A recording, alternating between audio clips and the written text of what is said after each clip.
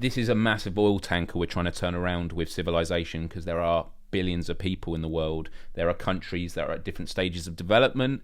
It's going to take a long time. And so I sort of tell people that, you know, if our problem is a boulder and, you know, we all just one at a time give it a little push, if enough of us are giving it that little push, it will get that momentum and roll away. And so I tell people not to be discouraged, because especially for young people, a lot who say they want to be a YouTuber when they're older, and I had it a lot at the schools I talked at, the first question I go back to them is, a YouTuber doing what? Yeah.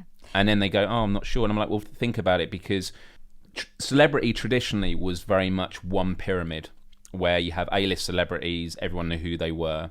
Whereas these days you could have celebrities on TV with millions of followers, and people go, I've never heard of them before, what are they doing on there? And it's because now the niches have become decentralized. You know, you have niches of different sports and celebrities, you have niches of different music types. And bigger platforms. Much bigger platforms. And I think that has completely changed the dynamic. So the thing I say to young people now is, you know, choose what you're interested in, because again, 10, 15 years down the line, you'll look back with much more fulfillment if you know that you've done something that you believe in. Yeah, it's about following your path authentically from the heart, you know, being genuinely bringing what you need to give. You know, that's that thing, isn't it? If we recognize that each person has a gift within them, whatever that gift is, you know, and it doesn't have to, we always get lost in thinking it has to be big and it has to be grand and it has to be on a massive scale. It doesn't.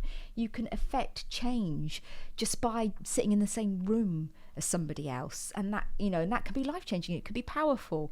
So it's just whatever you do, you know, if it's cleaning the streets, if it's, you know, you're a doctor, you're a teacher, you're driving a bus, whatever it is, if you're bringing, you know, your kind of your heart to that, your sort of true self to that, that will impact people in a positive way, you know, to such a degree. It's phenomenal. So yeah, it's always fascinating, isn't it? And when people say, you know, this sort of this crave to be famous, or this desire to be, you know, and what on earth is it about? And having been famous or had that fame to whatever degree, you know, it feels like a minor degree for me, but it still impacted my life massively. You know, and I didn't actually really want it.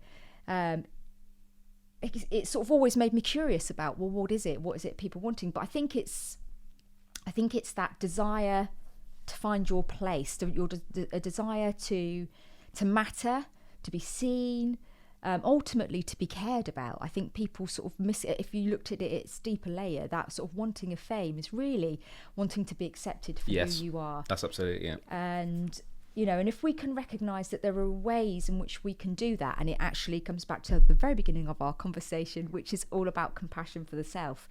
You know, if we can accept ourselves as who we really are, then we've sort of done that job.